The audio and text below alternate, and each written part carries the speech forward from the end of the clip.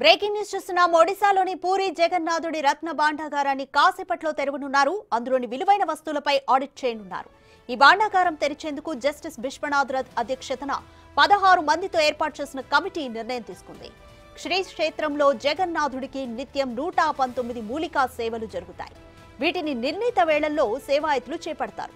ఎట్టి పరిస్థితుల్లోనూ సేవలకు అంతరాయం కలగకూడదు. మరోవైపు పూరిలో రథయాత్ర జరుగుతోంది. ఈ నెల 19 వరకు జగన్నాథ, బలభద్ర, సుభద్రలు ఆలయం వెలుపల ఉంటారు.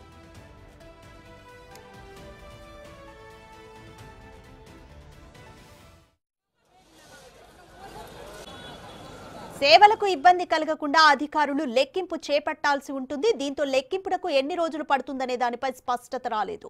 అంతేకాదు భాండాగారం తలుపులు తెరవడానికి ఎంతమంది వెళ్తారన్న దానికి కూడా ఇంకా తెలియాల్సి ఉంది. ఇదంతా పక్కన పెడితే 46 ఏళ్ల తర్వాత ఆ రహస్య గది తెరవనున్నారు. దీంతో లోపల కింగ్ కోబ్రా వంటి భారీ విష సర్పాలుంటాయనే భయం నెలకొంది. ముందు జాగ్రత్తగా పాములు పట్టేవారిని పిలిపించారు. ఒకవేళ విష సర్పాలు కాటేసినా సత్వర వైద్యం కోసం వైద్యుల్ని కూడా సిద్ధం చేశారు.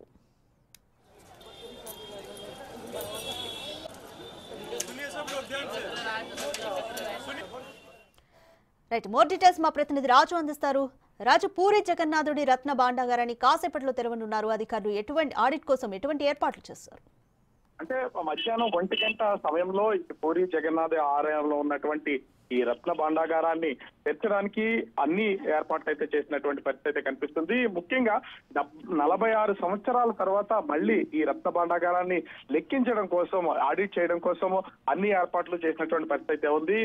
మొత్తం 2 ఫ్లోర్లు, అంటే ఆ పై గది, కింది అంతస్తు, 2 అంతస్తుల్లో ఈ రత్న భాండాగారానికి సంబంధించినటువంటి వజ్ర వైడూర్యాలు, బంగారు ఆభరణాలు ఉన్నాయనేది చెప్తున్నటువంటి పరిస్థితి అయితే ఉంది. ముఖ్యంగా చూస్తే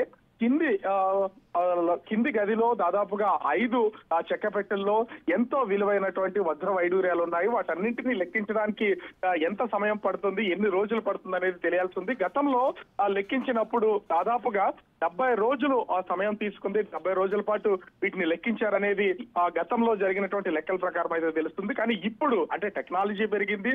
దీనికి అనుగుణంగా ఎన్ని రోజులు పడుతుంది, 70 రోజులు పడుతుందా, ఇంకా ఎక్కువ రోజులు పడుతుంది అనేది తెలియాల్సినటువంటి పరిస్థితి అయితే ఉంది. అయితే ముఖ్యంగా చూస్తే ఈ ఆలయానికి సంబంధించి ఈ రత్న భాండాగారం ఉన్నదానికి నాగబంధం ఉంటుంది. ఎందుకంటే మనము గతంలో కూడా చూసాము, అటు కేరళలో ఉన్నటువంటి ఆలయం విషయంలో కానీ, ఇప్పుడు ఆ పూరిలో ఉన్నటువంటి ఆలయం విషయంలో కానీ నాగబంధం ఉంది.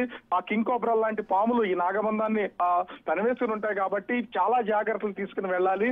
పాము కాట్లకు గురయ్యే అవకాశం ఉంటుంది. పైగా 46 సంవత్సరాల తర్వాత ఇప్పుడు ఈ రత్న భాండాగారాన్ని ఆడిట్ చేయడానికి గదులను ఓపెన్ చేస్తున్నటువంటి నేపథ్యంలో లోపల పెద్ద పెద్ద పాములు ఉంటాయి అనేది ఒక భయం అయితే కలిగిస్తున్నటువంటి పరిస్థితి అయితే ఉంది. దీనికోసం ప్రత్యేకించి అధికారులు అయితే దీనికి సంబంధించి స్నేక్ క్యాచర్స్ తో పాటుగా ORDF బృందాలను కూడా సిద్ధం చేసినటువంటి పరిస్థితి అయితే కనిపిస్తుంది.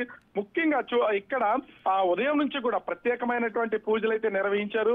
ఇప్పటికే రత్న భాండాగారాన్ని ఓపెన్ చేయడానికి జస్టిస్ విశ్వనాథ్ నేతృత్వంలో ఏర్పాటైనటువంటి కమిటీ అన్నింటినీ క్షుణ్ణంగా పరిశీలన చేస్తున్నటువంటి పరిస్థితి